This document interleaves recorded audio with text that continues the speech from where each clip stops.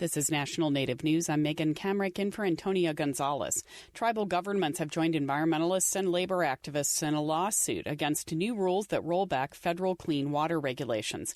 Earth Justice filed the lawsuit on behalf of the Pascua Yaqui Tribe of Arizona, Bad River Band of Lake Superior, Chippewa, the Quinault Indian Nation of Washington State, the Fond du Lac Band of Lake Superior, Chippewa of Minnesota, the Menominee Indian Tribe of Wisconsin, and the Tohono O'odham Tribe of Arizona. AZ Central reports the suit contends the new federal Navigable Waters Protection Rule actually weakens expanded protection for streams and wetlands that were put in place by the Obama administration. The new rule took effect this week. It eliminates intermittent and ephemeral streams from bodies of water protected under the Clean Water Act. The Pascua Yaqui tribe is concerned the rollback will lead to damage of a major water source. State officials in Arizona have supported the federal rule change, even though environmentalists warned the state could lose protections for more than 90% of its water bodies under the new rule.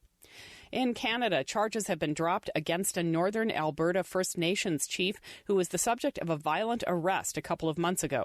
As Dan Karpinchuk reports, the arrest, caught by police dash camera, led to anti-racism protests across Canada. Chief Alan Adam of the Athabasca Chippewan First Nation no longer faces charges for resisting arrest and assaulting a Royal Canadian Mounted Police officer. Adam was the subject of a violent arrest in March. Police dashcam video showed him being tackled and punched in the head. He had been stopped for an expired license plate. A statement from the Alberta Prosecution Service says it had reassessed the prosecution standard based on an examination of the available evidence, including the disclosure of relevant material, and has withdrawn the charges. The arresting officers are under investigation over the incident. Chief Adam says he's overwhelmed that the charges have been withdrawn, adding that it's time to move on. A sign of relief in regards to the whole ordeal that transpired on the early mornings of March 10th. And I'm just glad that it's put aside and time to move on and continue on what I'm supposed to be doing. Adam called on Ottawa to address injustices against Indigenous people and said Canadians must open their eyes to the realities that Indigenous people have lived with for decades. The National Chief of the Assembly of First Nations welcomed the dropping of charges, but said it's clear that racism is embedded within most public institutions, especially the police. Adam's lawyer also said the decision throws a spotlight on systemic racism that has gone on for too long unchecked in Canada. For National Native News, I'm Dan Karpinchuk. In South Dakota, the Cheyenne River Sioux Tribe filed a lawsuit this week against the Trump administration over what it says were threats to impede COVID-19 relief funds and to take over policing on the reservation. The Grand Forks Herald reports the tribe set up checkpoints leading into its lands in South Dakota in April to protect tribal members from the spread of the coronavirus.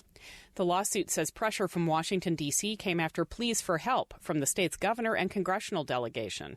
The tribe is asking the U.S. District Court for the District of Columbia to block the federal government from taking over tribal policing and forcing it to remove its checkpoints. On the Navajo Nation this week, President Jonathan Nez and Vice President Myron Leiser issued a proclamation to fly all flags at half-staff to honor Navajo police officer Michael Lee, who passed away due to COVID-19 on June 19th. Nez said Lee saved many lives during his 29 years of service and gave his own life to serve and protect the community. The funeral for Officer Lee is being held on Thursday, June 25th in Chinle, Arizona. For National Native News, I'm Megan Kamrick.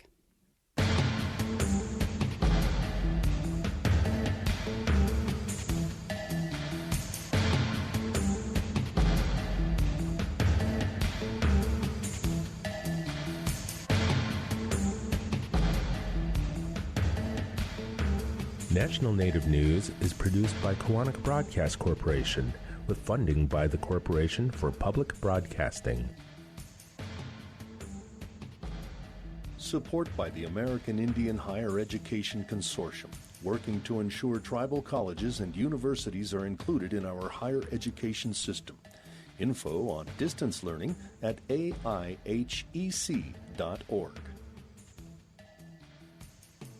Support by the Sonosky Chambers Law Firm, championing tribal sovereignty and defending Native American rights since 1976, with offices in Washington, D.C., New Mexico, California, and Alaska.